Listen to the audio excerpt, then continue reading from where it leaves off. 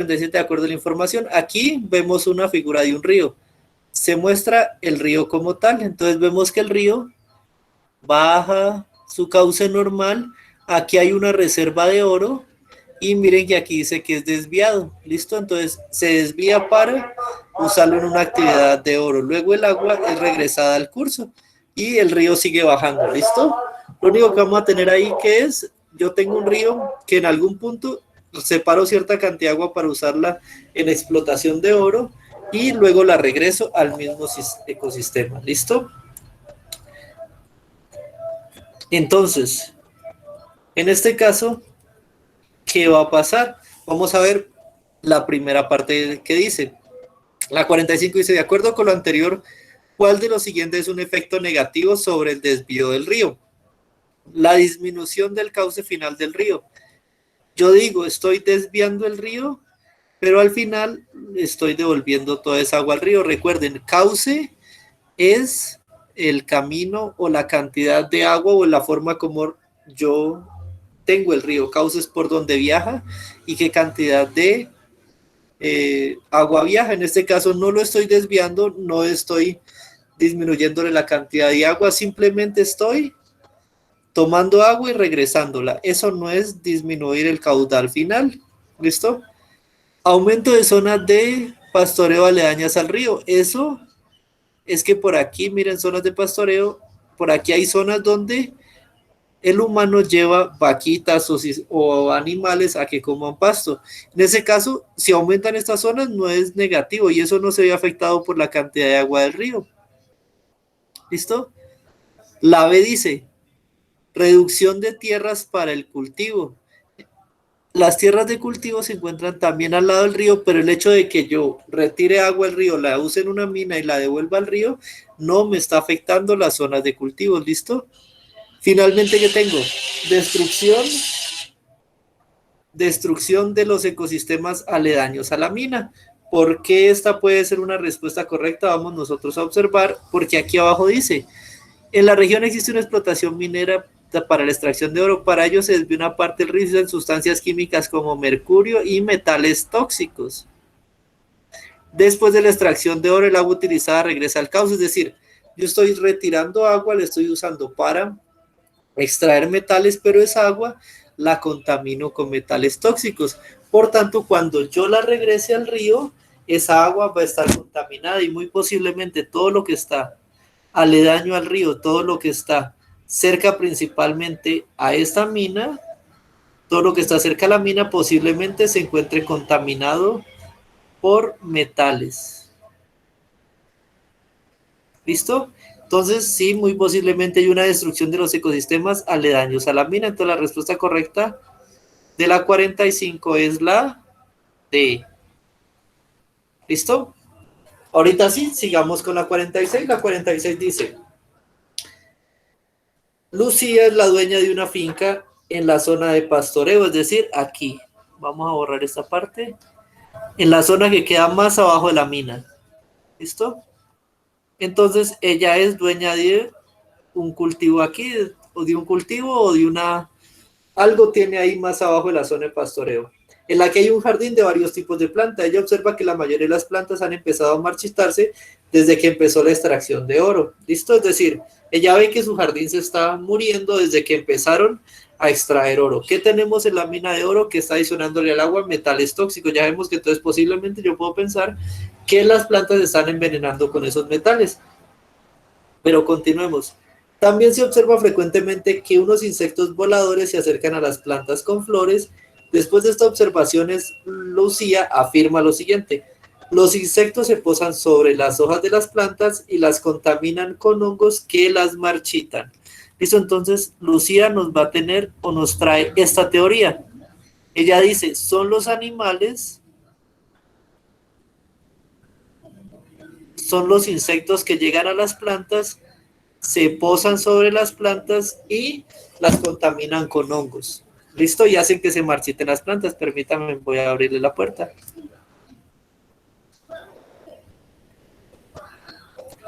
¿Listo? Esa es la teoría que tiene Lucía de por qué se le están muriendo las plantas. Entonces, de acuerdo con la afirmación que ella está haciendo, Lucía, es una suposición fundamental, no fundamentada o una hipótesis. ¿Listo? Cuando yo tengo una suposición no fundamentada, quiere decir que no hay fundamentos o observaciones que me permitan a mí decir si eso es falso o verdadero. Y recuerden ustedes que las hipótesis necesitan experimentos u observaciones. Cuando yo planteo una hipótesis es porque ya he hecho unos experimentos, ya he hecho unas observaciones y tengo una tendencia a desarrollar. ¿Listo? Entonces, en ese caso vamos a ver, ella dice, los insectos se posan sobre las hojas y las contaminan con hongos. Primera pregunta, ¿en alguna parte de lo que nos dieron antes de la información que nosotros consideramos como verídica, nos han dado experimentos que vinculen que haya un hongo y que esos hongos se muevan con los insectos? ¿No es cierto? Entonces aquí estamos hablando en primera instancia de que efectivamente lo que está dando Lucía es una suposición no fundamentada porque no tenemos las pruebas que me permitan a mí. No tengo las pruebas que me permitan a mí decir que esa afirmación es cierta, por tanto estoy ante una suposición no fundamentada. Entonces vamos a buscar, vamos a darle prioridad a las que dicen suposición no fundamentada, serían la A y la C. Pero vamos a leer qué dice la A. Una suposición no fundamentada porque no se revisaron otras partes de las plantas como las raíces y los tallos. ¿Listo? Si ella dice que el problema es en las hojitas, donde llegan los insectos. El problema no es de la planta, el problema de la teoría son los insectos. Es decir, los insectos de dónde traen el hongo. Entonces yo lo que tengo que estudiar es el insecto que llega, no la planta. La planta yo puedo estudiar y si hay un hongo, debo averiguar de dónde viene. Entonces debería yo averiguar si ese hongo lo tiene el insecto como tal. ¿Listo? Entonces, la B dice, una hipótesis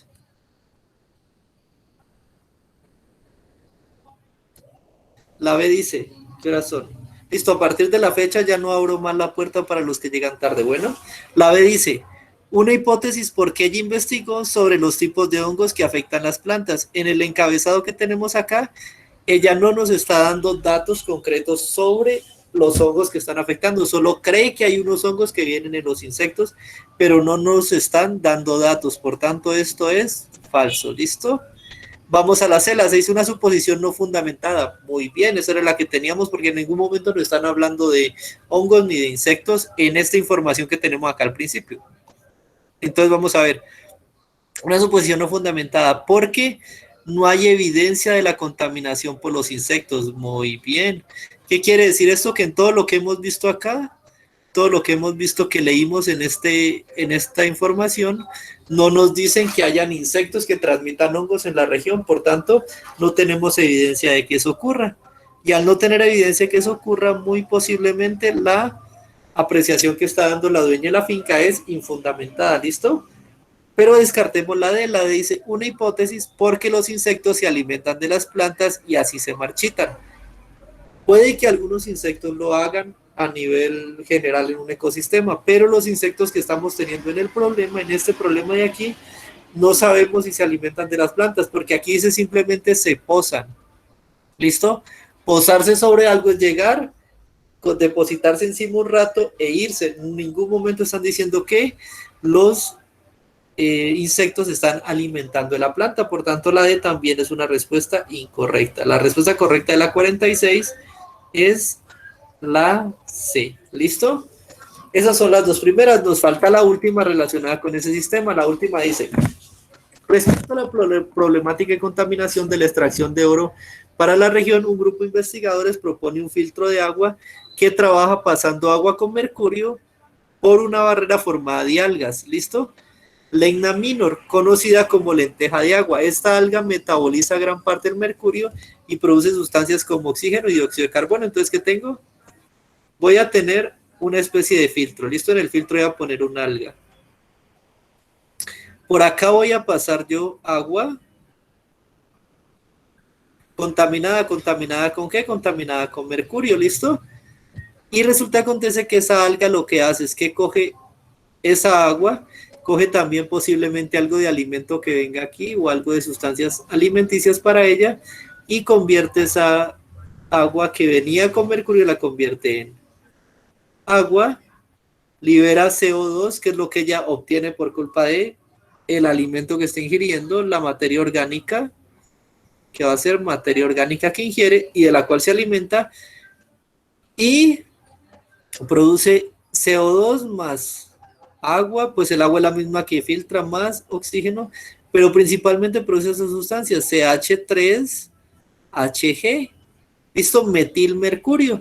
¿Qué hace el metilmercurio? Resulta que acontece que el metilmercurio principalmente es una sustancia insoluble, entonces ya qué va a pasar, se va a quedar pegadita al alga, entonces el alga va a absorber metilmercurio. Ya cuando el alga sature metilmercurio, yo la retiro y limpio el agua de esa sustancia. Pero vamos a ver qué pasa. Entonces ya vemos lo que hace el alga. Si la cantidad de mercurio usado en la extracción aumenta, es decir, aquí yo le estoy metiendo mucho mercurio le estoy llegando desde la mina, desde arriba, a ese sistema de algas. ¿Qué ocurrirá con la cantidad de sustancias producidas por el agua? Vamos a ver. La 47 dice, disminuirá las concentraciones de CO2 y de metilmercurio en el agua. Entonces, le estoy dando más alimento al alga. Esperamos que estos resultados que salen al otro lado se hagan más pequeños o se hagan más grandes. Yo esperaría que si le estoy dando más alimento, esta parte sea mayor. ¿Listo? Por tanto, cualquier cosa que me diga que se van a disminuir, la debo descartar, porque estoy dándole más alimento, entonces usted va a tener mayores desechos. ¿Listo? La B dice, aumentará aumentará la cantidad de CO2 y disminuirá la cantidad de metilmercurio en el medio. Entonces, me está diciendo que aumenta esta cantidad de CO2, la cantidad de CO2 se hace más grande, pero me está diciendo que esta se va a hacer más pequeña. Este metilmercurio que tenemos aquí es el directo resultado del mercurio que teníamos arriba. ¿Listo? Entonces, si aumenta el mercurio que entra al sistema, también debe aumentar el mercurio que sale del sistema. Por tanto, es incorrecto afirmar que va a disminuir la cantidad de metilmercurio. ¿Listo? Entonces, aumentará la cantidad de CO2, sí aumentará porque le estoy dando más alimento, pero la de metilmercurio, CH3Hg, no va a disminuir, va a aumentar posiblemente. Entonces, esta también la descartamos. La C nos dice, aumentará la cantidad de mercurio sin metabolizar. ¿Qué pasa? Aquí podemos estar ante una respuesta correcta. ¿Por qué? Porque resulta que acontece que lo que tenemos aquí, voy a borrar esta parte, lo que tenemos aquí son sistemas biológicos. ¿Listo? Entonces, ¿qué va a pasar? Esa es un alga. ¿Listo? Usted cuando tiene demasiada comida, ¿usted es capaz de comérsela toda?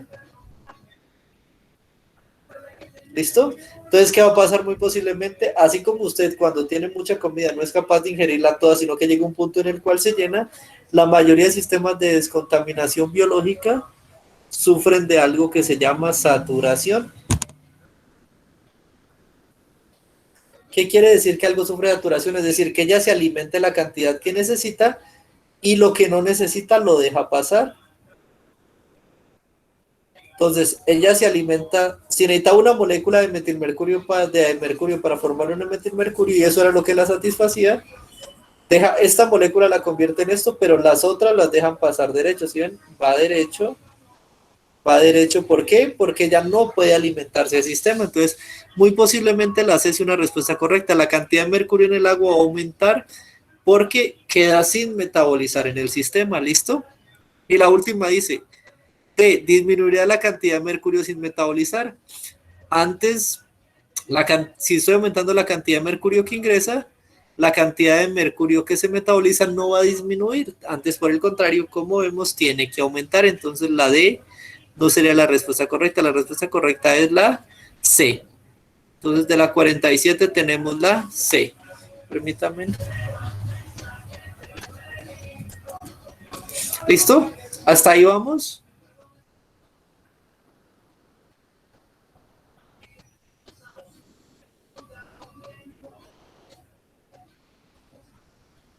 Chicos, ¿hasta ahí van? Bueno. En este caso, Rápidamente nos dice que un grupo de estudiantes quiere determinar la densidad de un cuerpo. Y nos dicen ahí lo que yo les he hecho durante mucho tiempo, nos dicen que la densidad es igual a la masa sobre el volumen. ¿A qué lleva esta pregunta? Esta pregunta hace referencia a ¿con qué puedo yo medir masa? ¿Con qué voy a medir? ¿Listo? Entonces nos van a dar una serie de utensilios. Yo tengo que medir masa y medir volumen. Entonces la masa, comúnmente pues la masa se mide en gramos y todos por lógica hemos conocido que los gramos yo los puedo medir con una gramera, con una pesa, por una, no sé cómo las conozcan ustedes, pero pues en ciencia las conocemos como balanza. La balanza es un instrumento que me permite a mí pesar y determinar qué peso tiene una sustancia y ese peso es igual a la masa de la sustancia como tal, ¿cierto?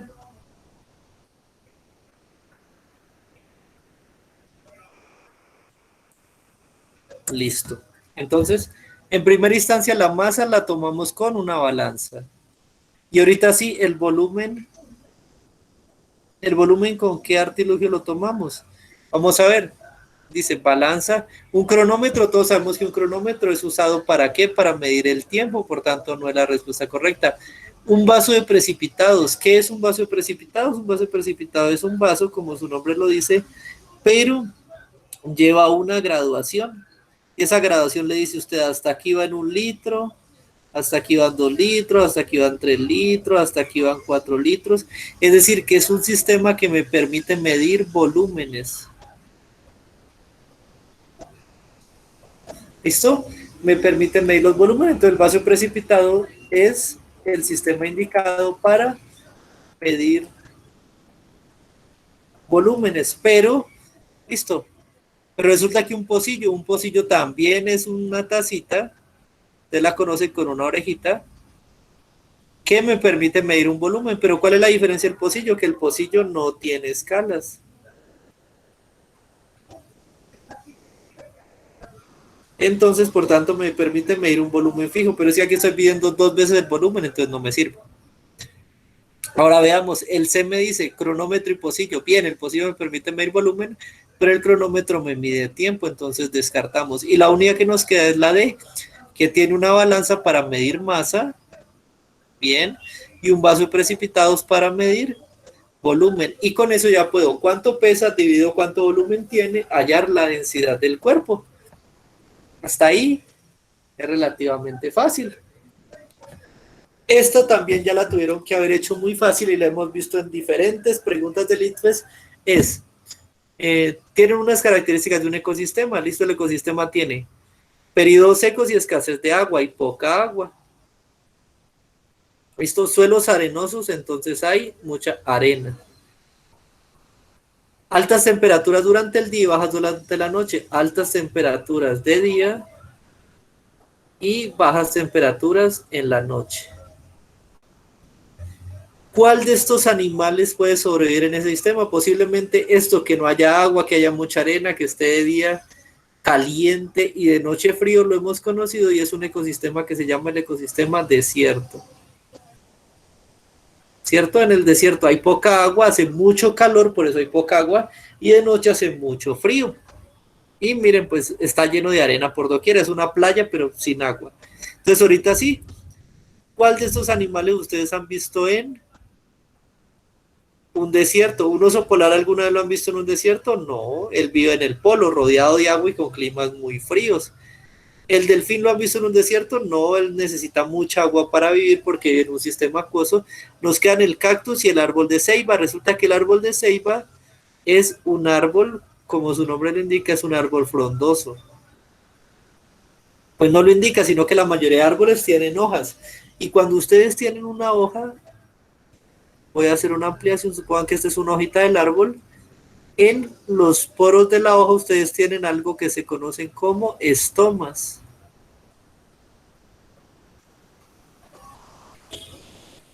¿Qué hacen esos estomas? Esos estomas permiten intercambiar gases con el ambiente, entonces intercambian gases, entra oxígeno, salen gases, entra oxígeno, sale CO2 más agua. Entonces la clave está en que los estomas aumentan el intercambio de agua. Al aumentar el intercambio de agua, entre más hojas tenga un árbol, más posiblemente pierda agua. Y aquí en el medio, el agua es bajita. Entonces, ¿qué debía hacer el árbol? Tratar de mantener la mayor cantidad de agua adentro. Para eso, entonces, el árbol debe tener pocas hojas. Entonces, el árbol de ceiba también lo descartamos. El único que nos queda, que hemos visto en un desierto, es el cactus. Y ya sabemos entonces por qué el cactus tiene pocas hojas, es porque él evita que el agua se pierda por intercambio con las hojas. Y entonces esos pinchitos que usa para defenderse, esas espinas, realmente son nada más el tallito que antes conservaba una hoja, sino que ahorita lo uso como medida defensiva, ¿listo? Eso es muy fácil, es una simple lógica y análisis en esa etapa. Bueno, entonces, ¿cuál es el único animal que yo he visto en un desierto, el único organismo que yo he visto en un desierto? El cactus, de todos los que están ahí, es el único que yo he visto en un desierto, ¿listo? Ahorita, aquí tenemos un proceso en el cual tengo una estrella de mar. Resulta que acontece que la estrella de mar vivía feliz su vida y de un momento a otro la cortaron. La estrella de mar, sin ese brazo, siguió y empezó a crecerle un brazo nuevo. Miren, se va por ese camino y le crece un brazo nuevo. Y a partir del brazo que ella perdió, se empieza a formar otro individuo. ¿Listo? En este caso vamos a hablar de una forma o un método de reproducción. Reproducción nos va a hacer siempre que tengo un individuo inicial o madre y voy a tener un individuo final que se conoce como hijo. ¿Listo? Entonces tengo una madre y tengo un hijo. En este caso, cuando la madre entra en contacto con otro organismo llamado padre, pues que se denomina el padre, y establecen entre ellos un intercambio de material genético para dar como resultado el hijo, se conoce como reproducción sexual. ¿Listo? Porque está relacionada con el intercambio de gametos sexuales entre el padre y la madre para dar el hijo. Pero en el caso de que la madre únicamente entre en contacto con ella, listo, de que la madre dé por iniciativa propia una célula hija o un objetivo hijo, se llama reproducción asexual.